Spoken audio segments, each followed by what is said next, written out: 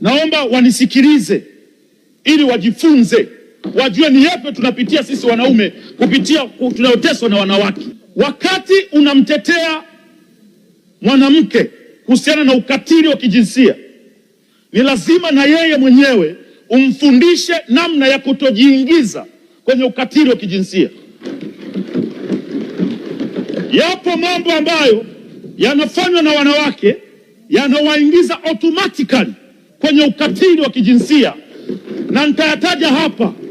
Huwezi kuwa umeishi na mwanamke ndani, anakusingizia ujauzito, unaulea miezi 9, anazaa mtoto, unamlea mtoto, anafikisha miaka 10, baadaye mnagombana kidogo, anakuambia hata mtoto mwenyewe sio wako.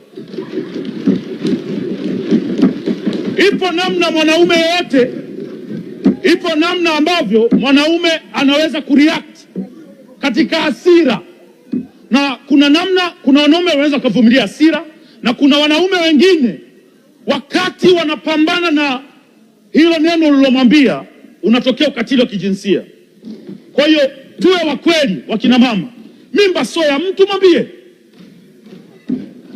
usimbebeshe mzigo mwanaume ambao sio wa kwake.